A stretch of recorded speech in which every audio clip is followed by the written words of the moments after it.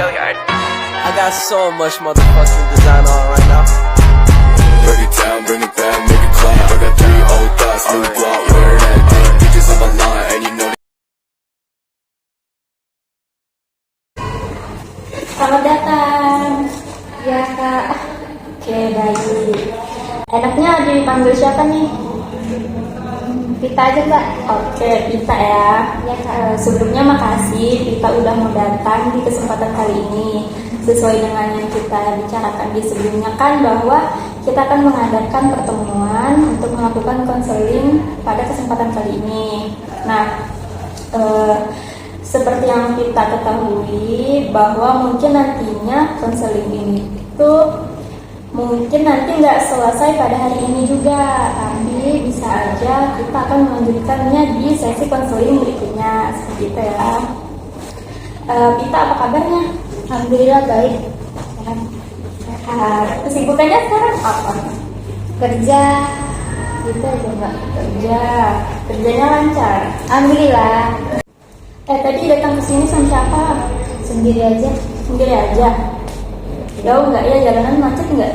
Enggak, alhamdulillah. Panasnya ini. Iya, panas banget kan akhir-akhir ini. Nah, pastikan kedatangan kita di sini ini ada tujuannya kan? Kalau saya boleh tahu nih, tujuan kita datang ke sini apa sih? Untuk menceritakan sedikit permasalahan saya yang saya alami baru-baru ini dengan kakaknya. Siapa tahu dengan saya bercerita ada masukan atau saran buat saya. Kalau saya boleh tahu, intinya aja ada sedikit cerita nih, spoiler sedikit. Masalah kita ini kenapa?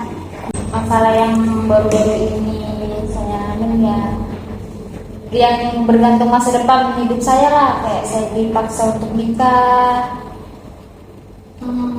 Oke.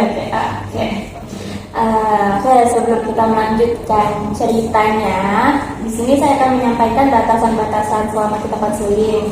Yang pertama, saya berharap dan saya mohon selama konseling kita tidak makan dan minum, tidak bermain HP juga, dan bersungguh-sungguh untuk mengikuti sesi konseling ini agar berjalan dengan lancar. Nah, perlu diketahui juga bahwa di konseling ini ada yang namanya asas kerahasiaan dan asas keterbukaan, di mana asas kerahasiaan itu nantinya apapun yang kita ceritakan kepada saya itu sudah menjadi kewajiban saya untuk merahasiakan cerita kita kepada orang lain, dalam artian tidak akan disebarluaskan.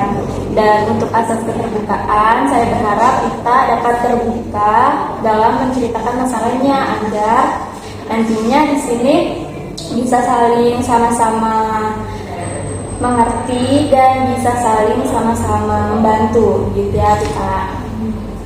Oke baik. Sampai di sini, apakah kita sudah siap untuk melanjutkan sesi konseling dan menceritakan masalah kita?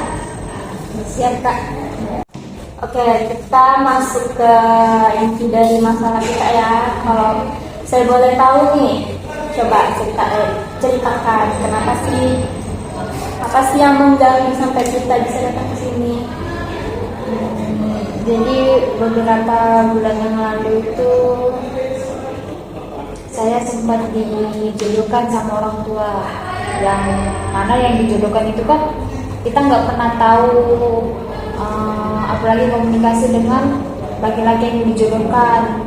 Seperti kita melihat wajahnya, komunikasi lewat HP, itu sama sekali nggak pernah saya lakukan lah, atau saya ketemu langsung. Jadi saya sempat ragu, sempat bimbang waktu orang tua mau menjodohkan saya dengan laki-laki itu.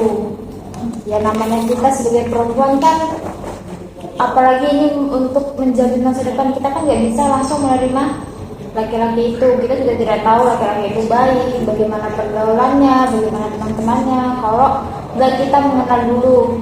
Jadi itu sempat mengganggu saya, mengganggu pikiran saya lah. Berpikir bagaimana, apa saya terima, apa saya tolak saja laki-laki itu, yang mana saya aja kurang suka. Kira saya konsultasikan saya ceritakanlah ke ibu, saya kurang seret atas perjodohan ini. Dan saya sempat dijodohkan itu beberapa kali lah, sekitar 2-3 orang yang datang ke rumah. Tapi semuanya saya tolak karena saya nggak serap, saya nggak cinta, saya nggak bisa. Di sini yang menjodohkan kita dalam artian ibu ya. Kalau saya boleh tahu, memangnya kenapa sih ibu ini, ibu Pita ingin sekali menjodohkan Pita dengan laki-laki pilihannya? Apakah memang karena ibu merasa bahwa kamu ini memang udah waktunya nih siap untuk menikah, atau karena kenapa? Mungkin yang saya tangkap ya, karena ibu tuh sering ngomong kayak saya itu selalu keluar, apa saya keluar sendiri, main sama temen tuh. Mungkin karena ibu khawatir saya kemana-mana sendiri. Mungkin maksudnya ibu itu kan maunya saya ada temen. Tapi maksud saya itu udah seperti itu.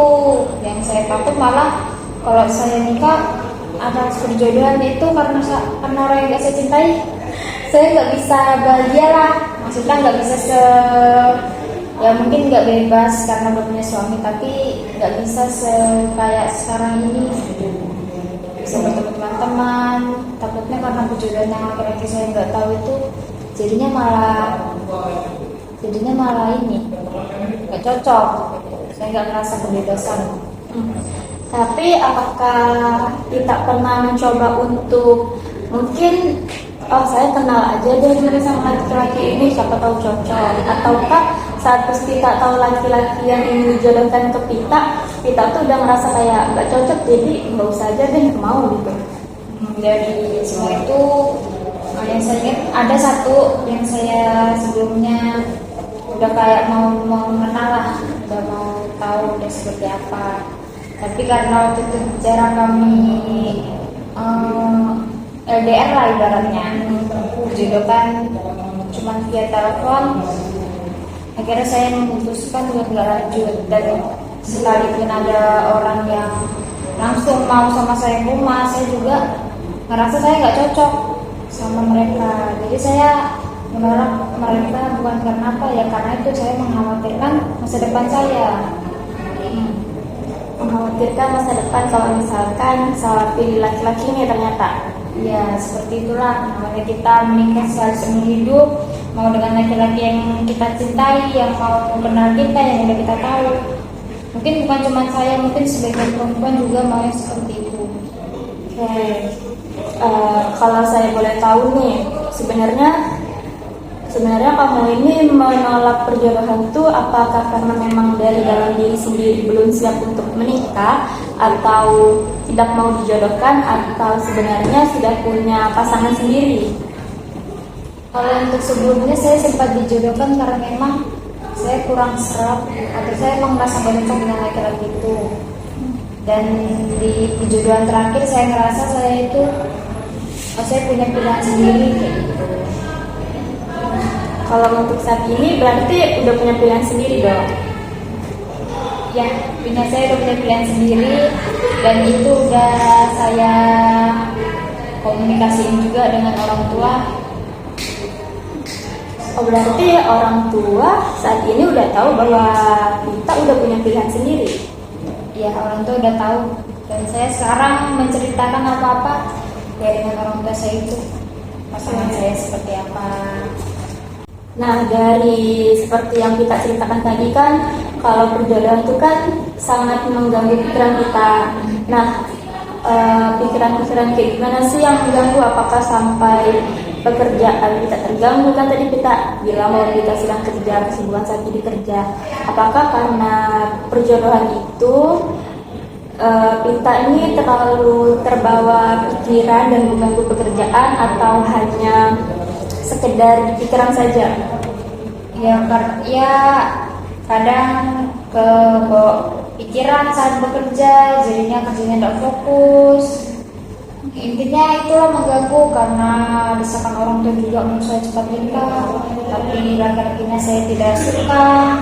Ya sangat mengganggu lah intinya, kurang nyaman. Oke. Nah, apakah saat pikiran kita ini sedang terganggu, sedang kurang nyaman, atau sedang terlalu banyak pikiran deh. Apakah Pita ini pernah mencoba untuk cari cara bagaimana supaya pikiran-pikiran itu tuh hilang lah walaupun sejenak? Biasanya sih saya keluar lah dari rumah atau saya pergi main ke teman-teman, ngumpul, jalan-jalan. Mungkin itu bisa mengurangi pikiran saya seperti itu. Oke. Nah, ya, tadi kan kita sudah menceritakan juga bahwa masalah Pita ini karena dipaksa menikah oleh orang tua. Padahal Pita sendiri belum siap kan untuk menikah karena memikirkan masa depan itu menikah hanya sekali seumur hidup dan takut misalkan nantinya dari pasangan yang tidak cocok atau yang prestasi kayak gitu kan. Nah, tapi pernahkah Pita melihat dari sudut pandang yang berbeda bahwa kayak misalkan coba aja deh dulu terima laki-laki ini, atau siapa tahu nanti di kehidupan selanjutnya bakal lebih bahagia atau bakal lebih terjamin deh hidupnya, kan kita juga nggak tahu nih masa depan kita bagaimana. Pernah mau mencoba, tapi saya urungkan lagi karena saya pikir lagi saya mau nih menikah dengan orang yang mengenal saya, yang cinta sama saya, yang saya kenal lah sama dia gitu, yang saya tahu dia baik seperti ini orangnya. Oke, berarti dari Pitanya sendiri mau dengan laki-laki yang memang sudah dikenal. Intinya kita mau dengan laki-laki pilihan sendiri kan, tanpa dijodohkan orang tua. Oke, Pita, kalau saya boleh tahu, kalau saya boleh nanya nih, kapan sih saat-saat waktu kamu nih ngerasa nyaman, ngerasa tenang sama diri kamu sendiri? Waktu saya keluar jalan-jalan bersama teman, ya intinya waktu saya keluarlah dari zona area rumah situ, karena waktu saya pulang lagi, saya di rumah lagi, saya selalu terbebani dengan pikiran yang itu. Jadi secara saya untuk menyamankan diri, melupakan masalah itu dengan cara saya keluar dari rumah, jalan-jalan seperti itu. Mungkin Kak sebelumnya maaf ya, mungkin cuma itu bisa saya ceritakan untuk hari ini, karena saya butuh waktu untuk menenangkan pikiran. Ya, oke, bisa. Karena kan di sesi konseling ini juga hanya kamu yang bisa menentukan kapan kamu mau cerita, hanya kamu juga yang bisa menentukan alternatif untuk menyelesaikan masalah kamu. Tidak apa-apa, saya tidak maksa kalau misalkan kamu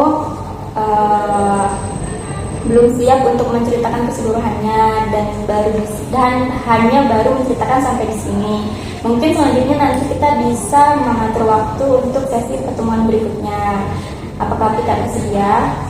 Ya Kak, insya Allah jika saya longgar, saya akan cerita lagi. Oke, kalau begitu kita tutup sesi konseling pada sesi ini dan kita akan membuat pertemuan di sesi konseling berikutnya ya kita. Ya Kak.